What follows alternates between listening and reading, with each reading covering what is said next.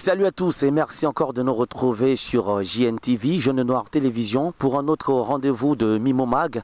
Et pour ce jour, nous recevons une grande personnalité du monde footballistique européen. Bienvenue à tous. Il est avec nous, il est italien, vous aurez l'occasion de le remarquer également dans son accent. Son nom, c'est Gianni. Bonjour Gianni. Moi je m'appelle Gianni Gullo. C'est le nom exact, je suis italien. Donc, je suis recruteur pour le GC Nice, mais j'ai un passé, dans mon passé de foot. J'ai travaillé à la Juventus de Turin pour 5 ans. J'ai travaillé aussi pour le Milan AC pour 22 ans, Monaco, et maintenant je suis à la GC Nice où je suis très heureux d'être là. Vous avez bien entendu, notamment sa carte de visite, de gros travaux abattus du côté du Milan AC, de la Juventus, Turin, Monaco, aujourd'hui avec Nice.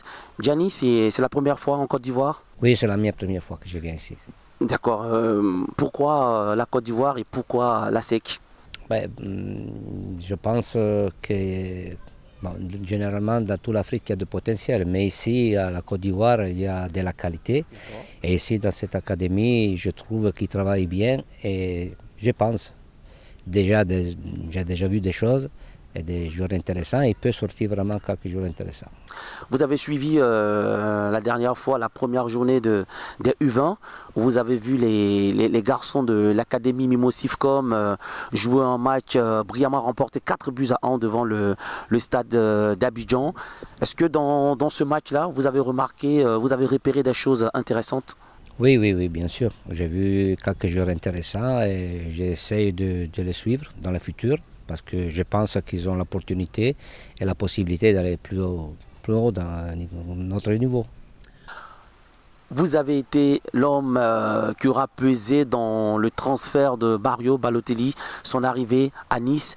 Est-ce que vous pouvez nous expliquer un peu comment cela s'est passé? Bien, je connais Mario dans l'époque de le Milan AC. Et donc, comme je sais les qualités du joueur à niveau technique, j'ai essayé de dire au président de prendre le joueur. Donc j'ai fait le maximum parce que lui vient chez nous et il a démontré qu'il a déjà fait de bonnes choses. Donc je suis content et j'ai fait le maximum pour le faire venir. Il est arrivé, je suis heureux de ça. Gianni, ça n'a pas été seulement que Mario Balotelli tout au long de sa carrière, tout au long de son œuvre. Il y a eu de grands noms dans le monde du football qu'il a pu envoyer dans les clubs pour lesquels il travaillait dans différentes époques. Est-ce qu'avec vous, Gianni, on peut avoir quelques grands noms que vous avez pu coopter pour certaines grandes équipes? Oui, quand j'ai travaillé à la Juventus, j'ai vu un petit jeune qui s'appelait à l'époque Zinedine Zidane. Il avait 17 ans et la Juventus, on était le 89 et la Juventus l'a recruté 7 ans plus tard. Après, à le Milan AC, tous les Français qui sont arrivés au Milan, c'est moi que je les fais venir. Notamment des garçons comme Johan Gourcuff. Oui, Gourcuff, Niang, le dernier qui est arrivé jusqu'à quand j'étais au club, là, à travailler au club. Et, je pense d'avoir démontré dans ma carrière que les joueurs que j'ai vus, ils sont devenus tous des grands stars. Il n'y a pas eu que les Français, il y a eu aussi l'Ukrainien Andrei Shevchenko. Shevchenko, je l'ai vu sur Internet à une pelouse glacée à moins de 20 degrés. Et là, quand j'ai vu lui, j'ai dit, oh, lui c'est vraiment top. Parce que sous la glace, il a fait des choses incroyables. Donc c'est là que je le fais venir aussi. Et rien, après, je ne tiens même pas compte de ce que j'ai vu. Et puis aussi, c'est un travail notamment vers l'Amérique du Sud avec un garçon comme Kaka. Oui, lui aussi. J'ai fait des déplacements au Brésil pour voir lui aussi. Il est arrivé à l'été quand il a fait son premier match contre la Juventus. Et là, il a fait bien, donc là, ça a commencé sa carrière aussi. J'ai vu vraiment des choses vraiment intéressantes.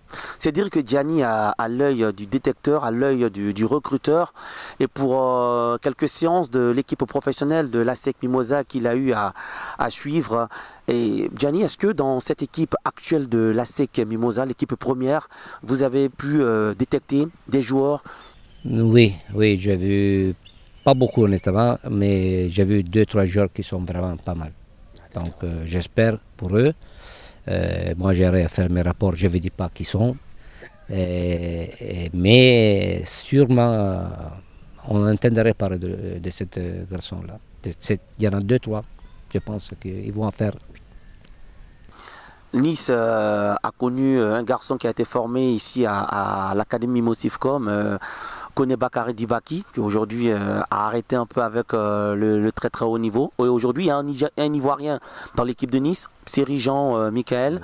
Quelles sont vos relations avec ce garçon qui lui aussi a joué pour la SEC Mimosa? Écoute, pour le moment, c'est un des joueurs les plus importants de l'équipe, une pièce essentielle de notre équipe. C'est là, c'est pour ça que moi je suis aussi là. Parce que si ils ont travaillé comme ça bien avec lui, sûrement il y a des choses à trouver ici. Donc avec lui, moi j'ai un rapport très amical. Donc c'est un bon garçon, c'est un bon professionniste. Rien à voir des autres. C'est top pour nous. C'est vraiment, comment dire, on voit qu'ici, il vous avait donné une éducation à tous les niveaux, sportif comme homme. Vous êtes arrivé en Côte d'Ivoire pour la première fois. Vous avez décidé de prendre vos quartiers à Solbeni, qui est le jardin d'entraînement de l'équipe de la SEC Mimosa. Comment vous trouvez l'organisation de la SEC Mimosa? Bah, écoutez, moi j'ai aussi une expérience très positive avec un centre en Italie qui s'appelle Milanello au Milan AC, où vraiment c'est top. Mais ici, je trouve que c'est vraiment top. Parce que pour l'Afrique, pour qu'est-ce que je vois là, l'organisation c'est magnifique. Donc les terrains sont bons, sont bien organisés. Qu'est-ce que tu veux de plus? C'est bien. Pour faire le foot à niveau vraiment exceptionnel. Une dernière question avec vous, notamment avec l'actualité de Nice en championnat du côté de la Ligue 1 en France. L'objectif pour Nice cette année, c'est quoi? Est-ce que vous visez le titre? Est-ce que vous y croyez quand on sait que dans ce championnat-là, en ce moment, il y a la grosse machine qui est le PSG, même si elle est un peu en difficulté en ce moment. Et puis à Monaco qui se repositionne.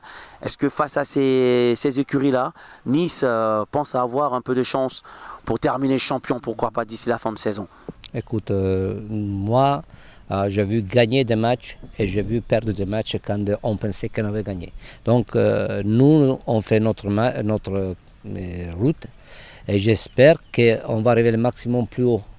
J'espère qu'on gagne. Mais vous savez, dans le foot, il faut avoir aussi de la chance. Nous avons une équipe compétitive. On va jouer tous les matchs et on donne le cœur à 100%. Donc on va voir qu'est-ce qui va venir. Ce sont les autres qui doivent avoir peur de nous, pas nous de les autres. En tout cas, c'est avec ce mot de fin de Gianni. Gianni qui est un recruteur sportif au niveau du football. Aujourd'hui, il est officie avec le club de Nice du côté de la France. Dans son palmarès, bien sûr, des travaux effectués du côté du Milan AC, de la Juventus Turin, de Monaco. Et aujourd'hui, avec l'équipe de Nice, il nous a fait l'amitié de se prêter à nos questions pour nous donner de son actualité et les raisons de sa présence ici à Abidjan et surtout à Solbeni. Nous avons été très heureux de l'avoir avec nous. Merci déjà au passage et bon séjour en Côte d'Ivoire. C'était bien un autre rendez-vous de Mimomag. Merci de nous avoir suivis et puis restez toujours connectés sur JNTV.